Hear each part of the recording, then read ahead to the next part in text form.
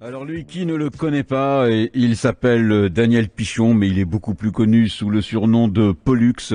Vous le connaissez parce que il a fait pas mal de radio sur notre secteur dans les années 80. Il s'est un peu spécialisé aussi dans le domaine de l'accordéon. C'est Jean-Yves Breteau qui l'a rencontré. C'est une des voix incontournables de l'histoire de la bande FM en Sarthe, Daniel Pichon. Parmi les 72 voix de la radio en Sarthe qui comptent dans le parcours historique de la libération des ondes le 9 novembre 1981 par François Mitterrand qui venait tout juste d'être élu président de la République le 10 mai 1981, Daniel Pichon, au micro de Jean-Yves Breteau de Radio Alpa, Daniel Pichon que beaucoup de Mancelles et de Manceaux et de Sartoises et de Sartois connaissent bien sous un autre nom, celui de Pollux. Bonjour Pollux. Bonjour. Pollux, ce nom résonne pour tous les aficionados de l'accordéon, puisque c'est vous qui avez lancé en Sarthe le premier festival national d'accordéon. Ce qui est peut-être moins connu dans votre parcours, et encore ne sais-je, c'est que vous avez dirigé une radio locale au Mans, du côté du quartier des Maillets, je crois. C'était FM 104 Le Mans, c'était de 1981 à fin 1988. Pollux, qu'a représenté pour vous ce mouvement de libération des ondes en 1981, cette libération de la parole sur ce qu'on appelait à l'époque les radios libres? Ça représentait une bande de copains. Une bande de copains qui se connaissaient pas au départ. Hein. On était tout un tas de gens qui se sont réunis, qui avaient envie de parler. Quelquefois, on se rencontrait, mais on savait pas qui faisait. Enfin, c'était quand même assez bizarre au fin départ. Hein, moi, je suis rentré que 3 mois après. Hein. Le lancement, c'est François Xavier qui était venu me chercher, et je démarrais avec Jacques Guichard, et on faisait une émission, disons, un peu osée, humoristique. Enfin, on tapait sur tout ce qui bougeait en Sarthe. En gros, c'était assez rigolo, on s'est fendu la pipe pas mal, et on a fait ça pendant un peu plus de 5 ans, et on s'est vraiment amusé. C'était la radio locale, ou la radio libre, comme on l'appelait, nous, ça a été quand même une sacrée aventure, parce que ça nous a permis de connaître un tas de gens, vraiment, que je connais encore maintenant, ou que je rencontre maintenant, et c'était un truc de fou, quoi. Alors c'était là aussi le lieu où on venait découvrir comment on faisait de la radio. Quelqu'un qu'on connaît bien maintenant en Sarthe pour son excellent parcours d'animateur radio, c'est Bruno Vandestick qui a commencé chez vous. Qui a commencé chez nous, et c'était un gamin qui était incroyable, vraiment un gamin incroyable. Il avait 13 ans, je crois, quand il a démarré. Et déjà, dès 13 ans, il était un fou furieux de voitures et tout ça. Il m'a fait des coups pendables pour pouvoir rentrer dans le circuit, pour aller...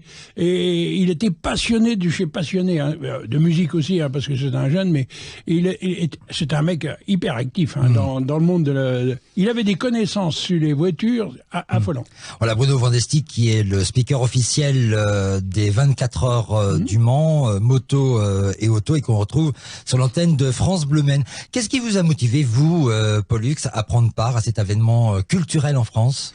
Alors, moi, c'est la curiosité, disons. En toute honnêteté. Comme beaucoup de gens à l'époque. Oui, la curiosité, puis l'échange, c'était assez... je sais pas où on parlait, je savais pas si j'avais 3 auditeurs, si j'en avais 200, j'en sais rien. Après, on s'en moquait un peu à l'époque. Oh, mais on flimait, on disait qu'on en avait plein, quoi. Oui, voilà. Forcément. Forcément. Et c'était ainsi que c'est lui qui allait en avoir plus, soi-disant.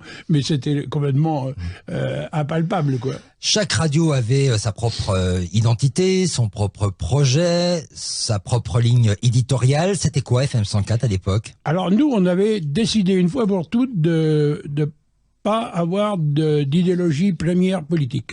Chacun avait ses idées, mais parce qu'à l'époque, il y avait des radios qui avaient des idéologies politiques. Oh oui, il y en avait plusieurs. Ah bon? Oui. Mais bon, pourquoi pas? Ben ça, moi, je le. Bon, Radio Progress qui était plus marqué à gauche quand même. Oui. Puis il y avait quand même. Après ça, il y a eu une radio socialiste, il y a eu une radio de droite, il y a eu tout, quoi. En fait, nous, on a essayé de ne pas être pris en otage, disons. Et c'est ce qui nous a valu d'ailleurs de ne pas avoir trop d'argent en subvention. Oui, parce que c'est vrai qu'au tout début des radios libres, on était peu subventionné quand on commençait à faire de la radio. Ah, mais nous, on n'a pas eu de subvention. Longtemps, on a vécu de briques et de broc. Hein. De fait, puisque vous étiez libre, c'était quoi les programmes de FM 104 ? Oh, c'était un peu tout. Hein. Il y avait de la chanson française, il y avait du rock, il y avait du classique. Le classique, nous, on faisait une émission avec Jacques le dimanche matin. Le classique et le baroque surtout, avait Pollux, qui faisait une émission de classique le dimanche matin? Moi, je faisais pas l'émission. Mais oui, parce que là, ça aurait été une révélation. Non, parce qu'il y avait Daniel Turban, qui était un animateur érudit dans la musique baroque, qui était un type excellent, qui avait une audience folle, hein, et il était très très connu. Et il y avait aussi d'autres gens qui étaient très connus, comme Chris Motors, qui faisait du rock. Bien sûr qu'on connaît bien la MJC Prévert. Ah oui, et plein d'autres gens, mais complètement barrés pour certains, et puis beaucoup de petits jeunes qui faisaient de la musique de yéyé de l'époque, quoi. De fait, c'était un peu ça l'esprit des radios libres à l'époque. C'était un peu fourre-tout, il n'y avait pas forcément une éditoriale précisée. Non, on était toujours C'était la liberté, oui, de fait. Mais on était toujours contents quand le créneau était occupé. C'était ça surtout le problème, parce que sans ça, on était obligé de mettre la musique en boîte, comme on dit. Hein. C'était simple à l'époque d'avoir des bénévoles sur les radios? Alors moi, j'étais étonné par des choses. Quand j'ai pris la direction un peu plus tard, hein, ça s'est pas fait de suite. Mais même avant, ça m'est arrivé d'aller... moi, j'allais très souvent, tous les jours, 2-3 fois par jour, ça m'arrivait aussi. J'avais un resto par ailleurs, de nuit. Et même à des fois, je finissais de bonne heure, par exemple, le soir à mon resto, j'allais faire un tour à la radio. Et je trouvais des gars que je connaissais pas, qui avaient remplacé les autres, qui avaient déjà remplacé les autres. Et puis, qui étaient les titulaires en titre sans qu'on le sache, quoi. Mais c'était ça, la radio locale. Les mecs se remplaçaient. S'ils étaient pas contents, ils allaient sur une autre radio, on le savait pas. Mais c'était un truc de fou. Un truc de cinglé. Alors, on sait que Pollux a beaucoup d'affinités avec l'accordéon qui reste encore présente sur certaines radios associatives de la Sarthe, dont Radio Alpa, dont Radio Alpemancel, RCF, Radio Prévert, pour au moins citer celle-là. Est-ce qu'il y avait de l'accordéon sur FM 104 à l'époque? Alors, moi, j'ai une culture rock au départ. Hein, d'accord. Vous êtes rock'n'roll à l'origine, même hard rock, hein, même tronçonneuse. Hein. Donc vous avez eu les cheveux longs à un moment de votre vie? Oh, j'ai eu mes mi-longs, hein, mais c'était surtout j'étais dans l'hard rock vraiment. Hein. D'accord. Et non, l'accordéon marchait très bien parce qu'il y avait une émission qui était faite par André Renard. Et à l'époque, il y avait des dédicaces, des choses comme ça se fait encore ici à Radio Alpa. Et je me rappelle, nous, on avait mis 3 lignes ou 4 lignes, je sais plus, de téléphone. Et donc, il y avait des gens qui énorme, 4 lignes déjà. Et c'était saturé. C'est comme ici, à Radio Alpa. C'était saturé, c'était un truc de fou. Et un jour, le président de l'époque décide d'acheter un émetteur un peu plus puissant, quoi. Mais il a oublié une chose, il fallait le payer. Ah oui, ça. Oui, parce que le public ne le sait pas, c'est cher émettre. C'est très cher. C'est très cher. Très cher. Et donc, qu'est-ce qu'on fait? Et puis, André Renard avait eu une idée, et en disant, on pourrait faire la salle des fêtes de Mulsanne venait de se créer. Hein. Elle avait été inaugurée au mois de décembre, et André Renard nous dit, on va faire le premier dimanche de mars un festival d'accordéon où je vais réunir tous mes copains accordéonistes de la Sarthe qui ont été trop contents de venir parce que l'accordéon était jeté aux orties à l'époque. C'est-à-dire que ça faisait des mois, des années qui n'étaient plus considérés et qui ne jouaient presque plus. Et c'était le rock, c'était les balles rock que moi j'ai connu, que j'ai défendu d'ailleurs. Hein. J'étais dans le camp de l'ennemi, disons. Hein. Et donc, parce que ça se marie pas bien ensemble, le rock et l'accordéon. Alors à l'époque, non. Maintenant, si, je pense qu'on peut y arriver. Moi, j'ai d'autres expériences maintenant. Hein. Mais à l'époque, donc, on a fait ce fameux festival à Mulsanne en 84. Ça a eu un succès fou. On a réussi à payer l'émetteur. C'était au Forum, hein, c'était bien ça. Non, là, c'était à Mulsanne. Là. À Mulsanne, d'accord. En 84, c'était à Mulsanne. J'ai fait ça quelques années. Et ça marchait du tonnerre de feu. Et André Renard avait toujours un succès fou avec son émission.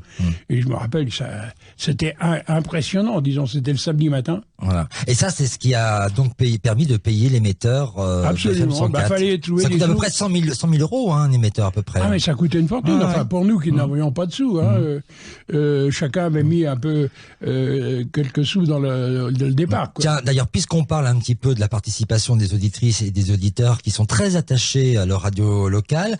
On a le sentiment que l'ancienne génération manifeste plus son attachement que la nouvelle génération. En tout cas, on sait que quand une radio est en difficulté, nos aînés se mobilisent plus facilement que les jeunes. Eh ben, parce que, d'abord, ils sont nostalgiques. Et puis ensuite, il y a tellement peu d'émissions d'accordéon qu'ils veulent les défendre absolument. Tandis que les jeunes, eux, c'est pas ça. Ils peuvent sauter d'une radio à l'autre. Hein, toujours. Donc voilà le problème, et c'est pour ça il y a la nostalgie, forcément. Moi j'ai rencontre dans toute la France, puisque j'ai le bonheur d'organiser des festivals, enfin un peu moins maintenant, mais d'organiser dans toute la France, et ils sont tous les mêmes. Hein. L'aventure de Le Mans FM 104 s'est interrompue fin 1988. Quelles en étaient les raisons? Les raisons, c'était financière, tout simplement. Moi, j'en avais ras-le-bol de traîner ce fardeau. Et financièrement, c'était. Moi, j'étais pas un commercial. En plus, j'avais d'autres activités. Hein, et j'en avais ras-le-bol. Et là, on a eu une proposition de Radio Monte Carlo qui nous a pris en franchise, disons. D'un seul coup, je suis devenu quelqu'un d'important sur la place du monde, dans tout ce monde politique et compagnie. C'est vrai que RMC et Le Mans FM 104, c'est pas pareil, alors que c'est le même bonhomme. Et je suis pas sûr qu'on ait plus beaucoup d'auditeurs, au moins au départ. Ça, c'était un truc de fou. Moi, ça m'a amusé. Est-ce que ça soulève finalement cette question que nos élus territoriaux ne considèrent pas assez à la hauteur de ce qu'elles méritent les radios locales? Alors moi je dirais les élus sont un peu éloignés de tout ça, sauf quand ils viennent parler. Mais les communicants autour, oui. Alors là, ils sont très fiers. Moi je me rappelle d'un communicant qui était très fier de dire à son patron « J'ai invité Radio Monte Carlo ». C'était un truc de fou. C'est vrai que ça fait plus chic que de dire « J'ai parlé sur FM Le Mans 104 ». Oui, alors que c'est le même résultat. Encore que je me souviens qu'avec vous, nous FM 104 et puis d'autres radios, dont Radio Alpa, on a fait des opérations communes pour les élections, avec des studios qu'on a montés dans les locaux du Conseil général. Ça avait été à des trucs de fou. Je me souviens, Robert Jarry qui répondait à je ne sais plus qui. Le maire du Mans. Oui, qui répondait. Vous avez dit sur FM 104 tout à l'heure que tel truc, il répondait ça sur France 3. Enfin, à l'époque, je sais plus ce que c'était comme nom. C'était drôle parce que les gens se parlaient comme ça, quoi. Et moi, ça m'amusait. Tout ça, moi, je prends toujours la vie avec hauteur parce que c'est pas sérieux la vie. Ça finit mal. Alors bon, espérons que nos élus locaux écoutent toujours leur radio locale où effectivement c'est une source d'information pour eux très important qu'il ne faut pas négliger parce qu'il n'y a pas que France Inter. La radio en 2021, 40 ans après la libération des ondes, ça représente quoi pour vous, cette évolution de la radio? Comment vous voyez les choses? Comment vous réagissez par rapport à l'évolution en 40 ans? Alors, moi, j'étais très surpris j'ai été surpris, mais j'étais un peu naïf, faut être honnête. Diriger une radio sans sous, c'est obligatoire qu'un jour ou l'autre, ça soit piqué par les gros qui avaient du pognon, quoi. Les grosses radios nationales. C'était ça le truc, c'était inéluctable, il n'y avait pas d'autre solution, quoi. Et même si on a freiné un peu des pieds, parce qu'on était les derniers, je crois. Mais non, ça a mal fini, quoi. Finalement, les radios associatives telles qu'elles étaient à l'époque ont bien résisté parce que toutes, globalement, existent encore aujourd'hui à l'exception de quelques-unes, sauf celles peut-être en lesquelles il y avait beaucoup d'espoir, comme West FM et Radio Maine. Oui, il y a eu. C'est étonnant quand même parce qu'on pensait que c'est les radios qui allaient résister aux radios associatives, qui allaient mourir, et finalement c'est pas du tout ce qui s'est produit, c'est l'inverse. Non, mais moi je connais une radio à Rodez qui couvre 12 départements, parce que et il y a ici une radio qui couvre plusieurs départements, et ces gens-là n'ont pas réussi à développer le nombre de diffusions pour l'avoir, et puis le côté commercial, parce que ça a souvent été dirigé par des gens qui n'avaient pas le sens commercial profond. C'était souvent une idéologie ou administrative ou politique. Et c'est pas ça. Il faut. Moi, avec le recul, je vois bien que seul un commercial pouvait développer ces radios-là. Pourtant, il y avait des responsables commerciaux dans ces radios-là. Ben, pas suffisamment, hein. Je crois. Enfin, moi, je n'étais pas dans leur tête. Hein. Bon, n'empêche que sans responsable commercial, les radios associatives sont toujours là. Ça doit vous faire plaisir, ça. Ah, complètement. Mais pas sans sous, hein, parce que vous êtes quand même légèrement aidé. Vous pouvez le redire, ça? Légèrement aidé. Merci Daniel Pichon, alias Pollux, pour ce témoignage parmi les 72 voix de la radio enregistrées à l'occasion des 72 heures de la radio en Sarthe, soutenu par la région Pays de la Loire, le département de la Sarthe, la ville du Mans, la commune de Sillé-le-Guillaume et la DRAC Pays de la Loire.